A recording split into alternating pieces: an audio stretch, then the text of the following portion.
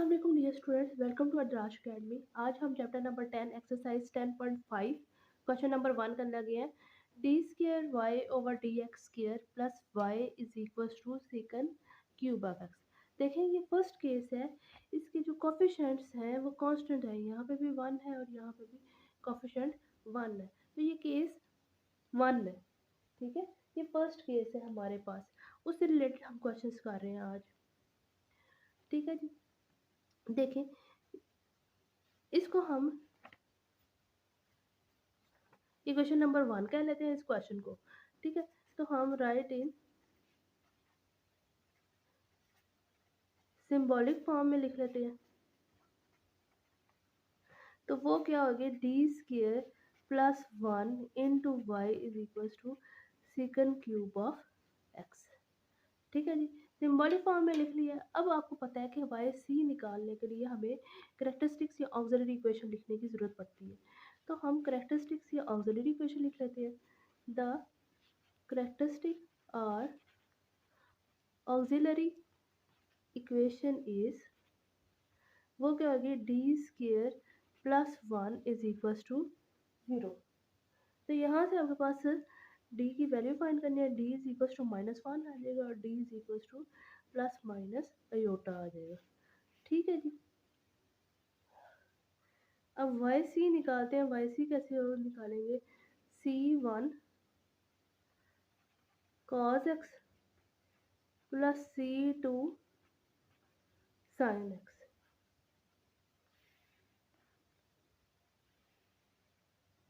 क्योंकि ये देखें आपके पास कॉम्प्लेक्स रूट्स आए हैं, तो वो कैसे लिखते हैं, C1 cos x plus C2 sin x। ये मैंने अब डायरेक्ट लिख दिया क्योंकि यह काफ़ी दफ़ा इसकी प्रैक्टिस हो चुकी है। ठीक है जी, अब हमने निकालना है वाई पी। ठीक है जी, फॉर वाई पी आपने क्या पढ़ा है अभी कि वाई पी आपने कैसे निकालना है, Y P is equal to V into Y. अब वाई कैसे निकालते हैं, आपने यहाँ तो for Y put C1 is equal to 0 और C2 इज इक्वल टू 0। तो हम क्या करते हैं, C2 को 0 पुट कर लेते हैं।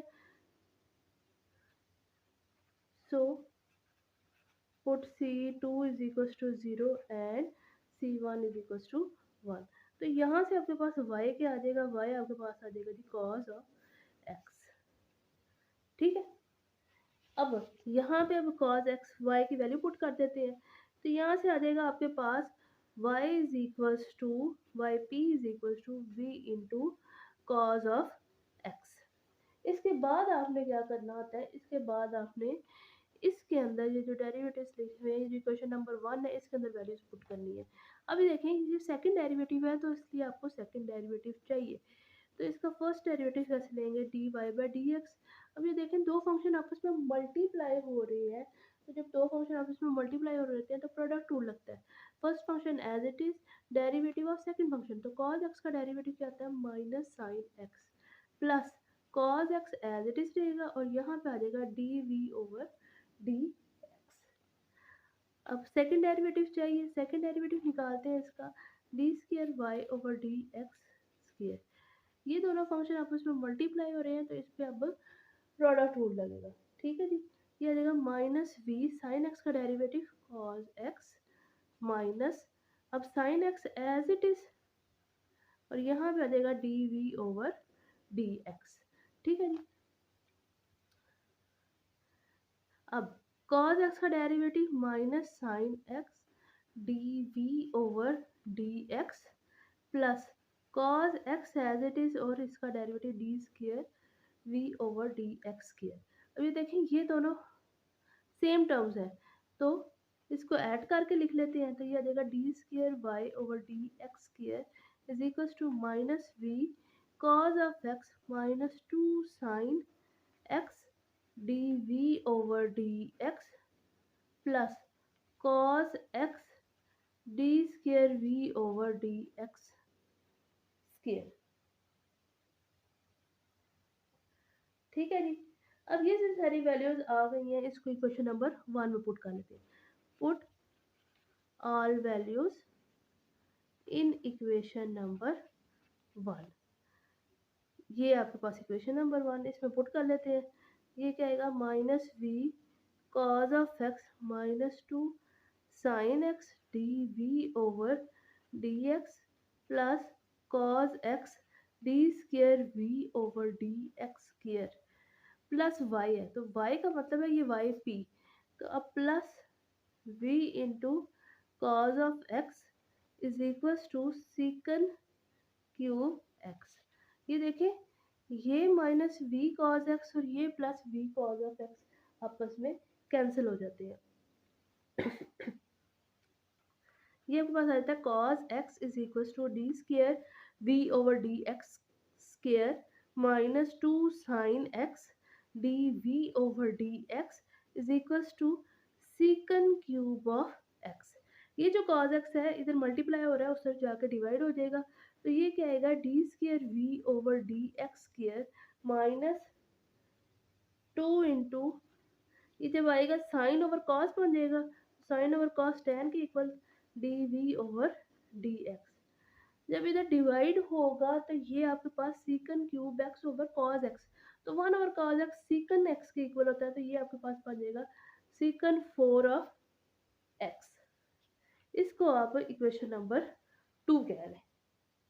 अब यहाँ से देखिए, यहाँ से बहुत इंपॉर्टेंट स्टेप है, इसको ध्यान से देखिएगा। हम यहाँ पे लेट कर लेते हैं, अगर let v is equal u is equals to d we over D x. इसी तरह आपके पास जब इसका डेरिवेटिव लेंगे तो ये आपके पास आएगा d you over D x is equals to D square we over D x square. ठीक है जी। अब ये जो वैल्यू आपने u की सपोज की है, ये आपने पुट कर देनी है इक्वेशन नंबर 2 में। ठीक है जी। इक्वेशन नंबर 2 में पुट करेंगे तो ये देखें डी स्क्वेयर वी और डी एक्स की जगह, स्क्वेयर की जगह पे आप क्या पुट करेंगे, D you over D X, तो ये देगा D you over D x minus 2 tan X U is equals to secant 4 of X. ठीक है जी। इसको आप इक्वेशन नंबर 3 कह लें। ये देखें, ये आपके पास क्या है, it is linear in you में लीनियर इक्वेशन बन गई है ना। तो ये वाला जो भी मेथड लीनियर इंटीग्रेटिंग फैक्टर वाला जो यूज करने लगे हैं, ये आपने चैप्टर नंबर 9 में पढ़ा हुआ है। ठीक है, इसको रिपीट कर देती हूँ कि इंटीग्रेटिंग फैक्टर निकालते कैसे हैं। इंटीग्रेटिंग फैक्टर कैसे निकालते हैं कि ये जो आपके पास इक्वेशन बनी है ना, ऊपर लिख देती हूँ कि यहाँ पे लिखती हूँ कि ये जो आपके पास इक्वेशन बनी है, ये आपके पास बनी है d you over D x plus P of x into you is equal to f of x. ये अब आपको समझाने के लिए लिखा है, ये आपने लिखना नहीं है। ठीक है, ये आपके पास P of x into U. ठीक है, अब इंटीग्रेटिंग फैक्टर कैसे निकालते हैं, ई की पावर लेनी है P of x D x और इसे सॉल्व कर देना। ठीक है, ये जो ये इसको ये जो आप निकालेंगे टर्म, इसे इंटीग्रेटिंग फैक्टर कहते हैं। तो यहाँ से देखिए इंटीग्रेटिंग फैक्टर क्या आएगा, यहाँ पे देखें ये प्लस है तो ये minus 2 tan x D x, इसे आपने इंटीग्रेट करना। ठीक है जी। जब आप इसे इंटीग्रेट करेंगे तो ये आपके पास जो माइनस 2 टेन एक्स है, इसका इंटीग्रेशन आपके पास क्या आएगी, ई की power minus 2 into log of secant X. Tan X की इंटीग्रेशन क्या होती है, log of secant X. Log क्या करता है कि ये देखेंगे, ये टर्म माइनस 2 इधर मल्टीप्लाई हो रही है तो ये इसकी पावर में चली जाएगी, तो ये देगा ई की power log of secant minus 2x। अब ये लॉग और ये जो एक्सपोनेंशियल है ये आपस में कट जाएंगे, लॉग और एंटी लॉग आपस में कट जाएंगे, तो आपके पास इंटीग्रेटिंग फैक्टर क्या आ जाएगा, सीकन माइनस 2x। सीकन माइनस 2x का मतलब है 1 over cos 1 over secant square X, क्योंकि ये माइनस 2 है ना, तो नीचे जाके प्लस में चली जाएगी। तो 1/sec(x) किसके equal? Cos square of x के। ठीक है, ये बात समझ आ गई है कि इंटीग्रेटिंग फैक्टर हमने कैसे निकालना है। ये आपके पास लीनियर इक्वेशन बन गई है इन यू फॉर्म में। तो ये आपके पास linear equation in U form में कैसे बनी है? इस तरह की होती है linear equation in U form, D you over D x plus P of x into you is equal to ये एफ ऑफ एक्स है। ठीक है, तो ये इंटीग्रेटिंग फैक्टर कैसे निकालते हैं? पी ऑफ एक्स को इंटीग्रेट कर लेते हैं। तो यहाँ पे हमने इंटीग्रेट कर लिए, तो वो क्या है? Cos square x. उसके बाद क्या करते हैं? इस कॉस स्क्वायर एक्स को आपने मल्टीप्लाई कर देना है इक्वेशन नंबर 3 के साथ। मल्टीप्लाई कॉस स्क्वायर एक्स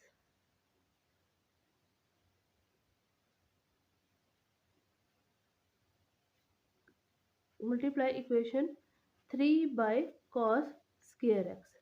ठीक है जी, अब इसको मल्टीप्लाई कर देते हैं। तो ये देगा cos square x d you over D x minus 2 into ten x into you cos square x. ये आ जाएगा सिकन 4 of x multiply by cos square of X. ठीक है जी,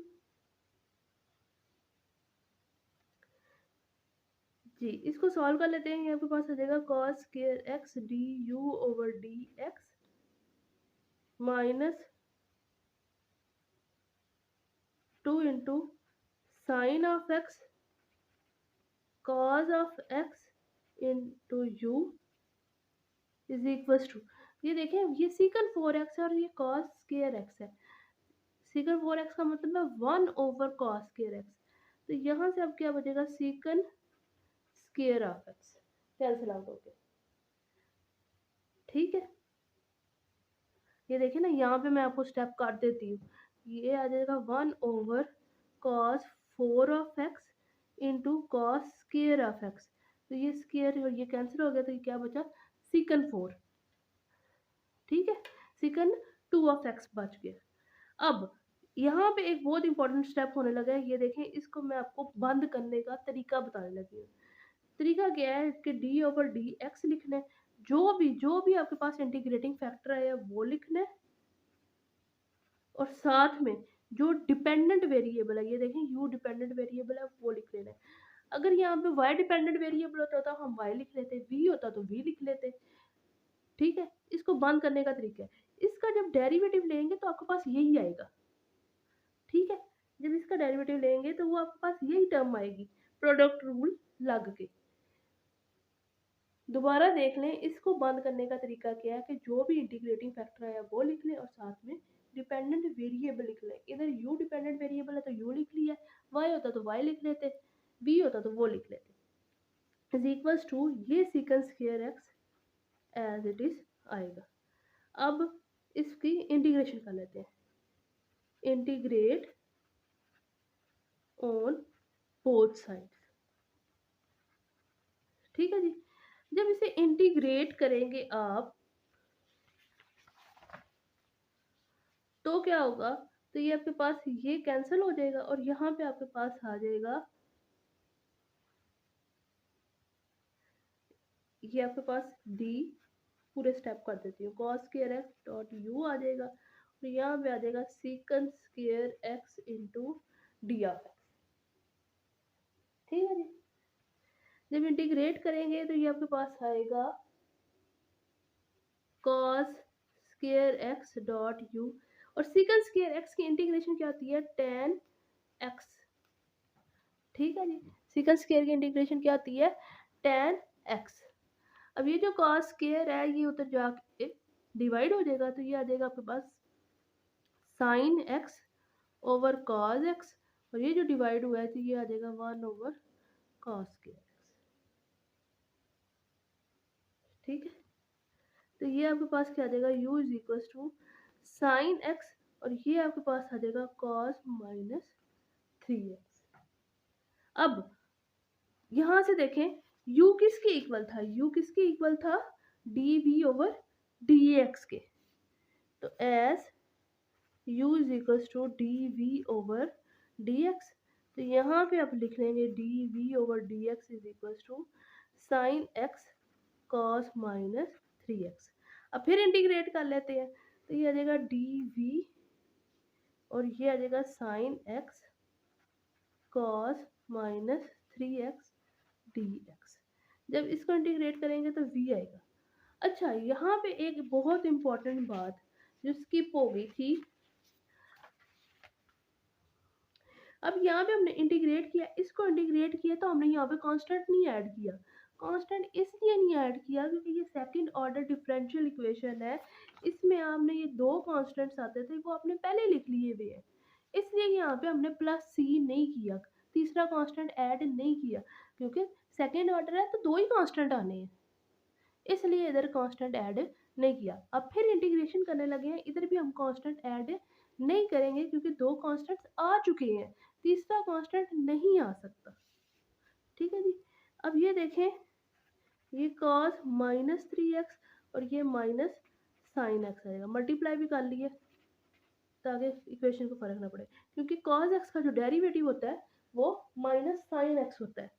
ठीक है जी। अब इसकी इंटीग्रेशन कर लेते हैं, पावर रूल लग जाएगा, ये आ जाएगा minus cos 2x over 2।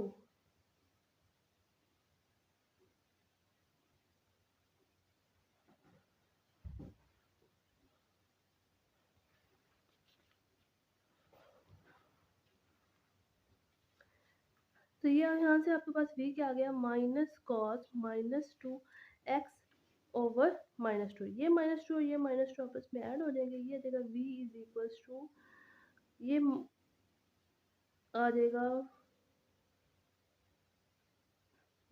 1 over 2 cos square x। ठीक है जी।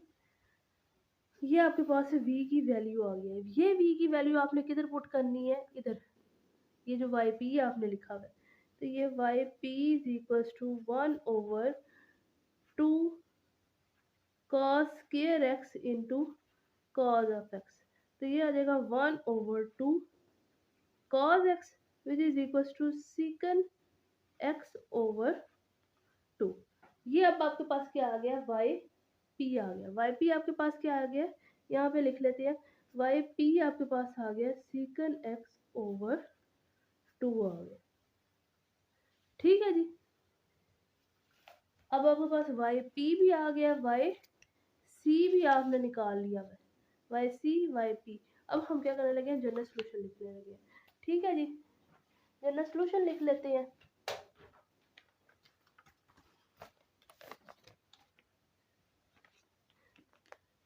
The general solution is y is equals to yc plus yp।